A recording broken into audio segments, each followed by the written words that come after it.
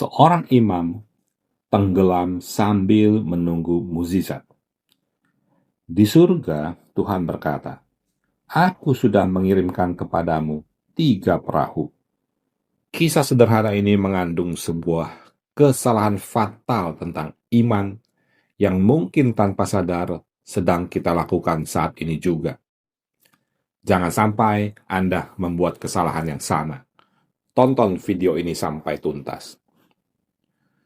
Saudara-saudara yang terkasih, pada kesempatan kali ini, saya ingin mengajak Anda untuk merenungkan sebuah cerita yang saya sadur dari buku Burung Berkicau karya Anthony de Mello. Judul cerita kali ini adalah 3 Perahu Penyelamat. Suara ledakan bergemuruh merobek ketenangan sore. Saat seorang imam tua tengah mempersiapkan khotbah tentang penyelenggaraan ilahi di sebuah pastoran. Di luar jendela, teriakan panik bersahutan. Warga desa berlari tunggang-langgang, meninggalkan cangkul dan ternak mereka. Bendungan di hulu sungai telah jebol. Air bah berwarna coklat lumpur mulai menerjang jalanan di desa. Ada sedikit takut di hati sang imam. Namun, ia segera menepisnya dengan sebuah senyum. Tuhan memberi ujian kepadaku atas khotbahku sendiri, bisiknya. Aku akan tinggal. Dia yang akan menjagaku. Tak lama kemudian, air keruh itu sudah menggenangi lantai pastoran. Sebuah sampan kayu yang penuh sesak oleh tetangganya mendekat. "Romo, ayo naik," teriak seorang petani. "Kalian pergilah lebih dulu, anak-anakku," jawab imam tersebut dengan tenang. "Imanku ada pada Tuhan. Dia akan menolongku." Air terus naik. Imam tua itu terpaksa memanjat ke atap gereja yang landai, dan dari kejauhan ia melihat ada perahu kedua yang lebih besar berjuang melawan arus untuk menjemputnya. Lagi-lagi imam tersebut menggeleng. Keyakinannya tak goyah sedikit pun. Pilihan terakhirnya adalah puncak menara lonceng. Sambil berpegangan pada salib besi, ia melihat air bah telah menelan seluruh desa. Sebuah perahu motor milik tim penyelamat akhirnya tiba, membelah air yang bergolak. "Romo, ayo, ini kesempatan terakhir," seru petugas tersebut. Dengan senyum damai, menatap langit, imam tersebut menjawab, "Terima kasih, sahabatku, tapi Tuhanku tidak akan meninggalkan aku." Ketika air dingin itu akhirnya merengut napasnya dan ia tiba di hadirat Sang Ilahi, keluhan pertama yang terucap dari bibirnya adalah, "Tuhan, aku telah percaya penuh kepadamu. Mengapa Engkau biarkan aku tenggelam?"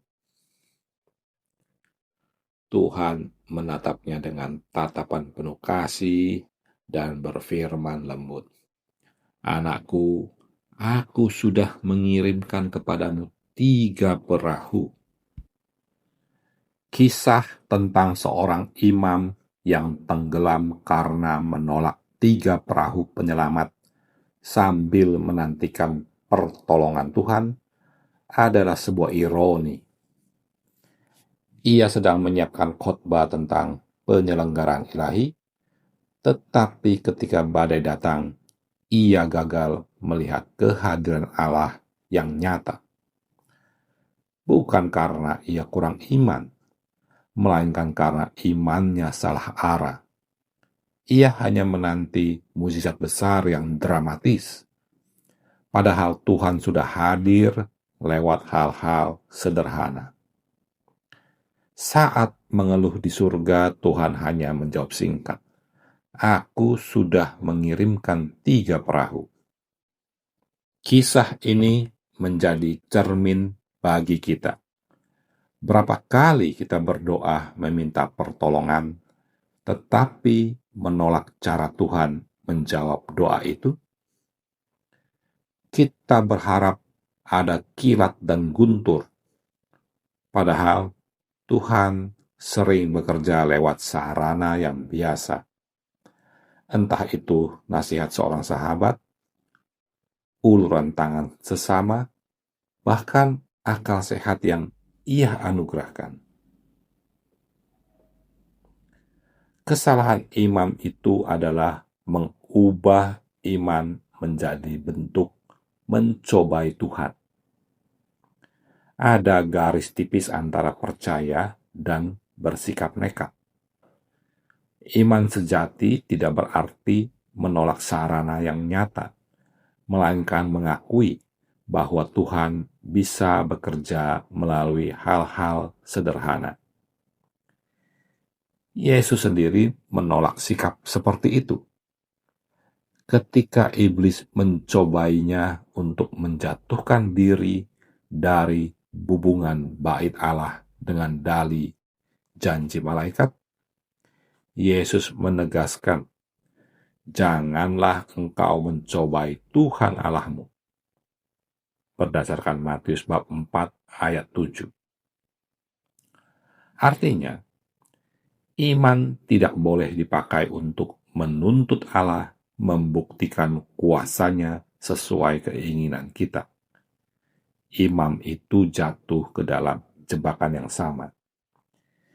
Ia menuntut mukjizat yang spektakuler, tetapi menolak penyelenggaraan Allah yang hadir dalam perahu-perahu kecil.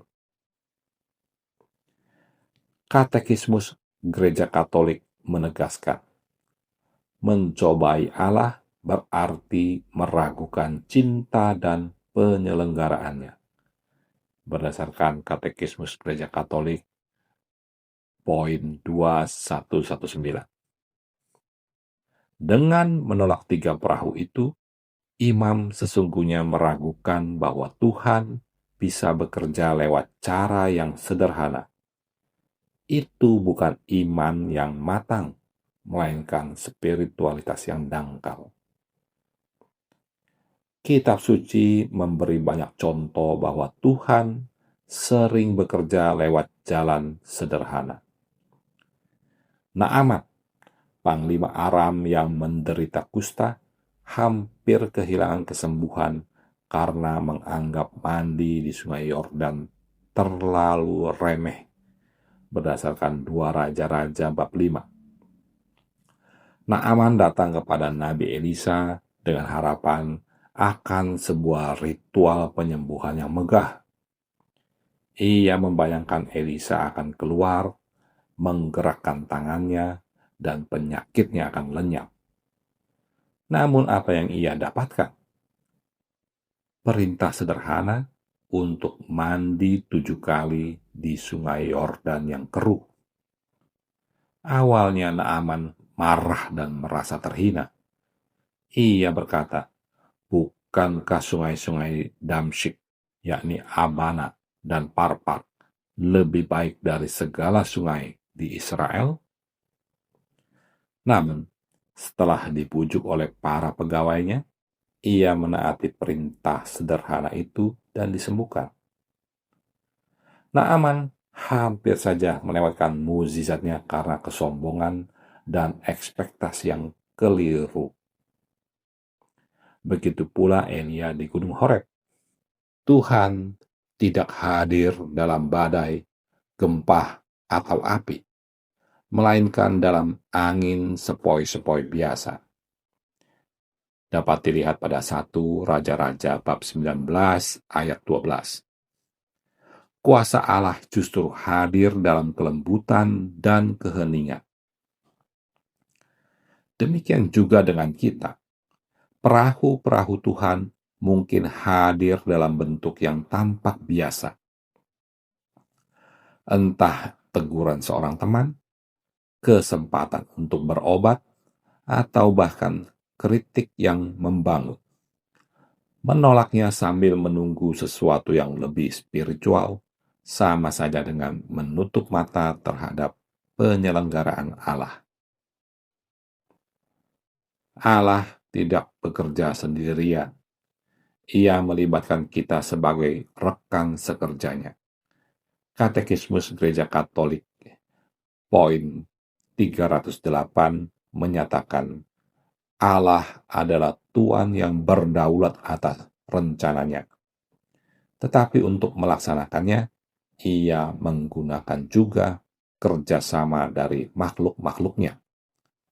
Perahu-perahu yang datang kepada imam itu sesungguhnya adalah tangan dan kaki Tuhan. Menolak mereka sama saja menolak Tuhan. Iman sejati harus diwujudkan dalam tindakan. Santo Yakobus menegaskan, iman tanpa perbuatan adalah mati.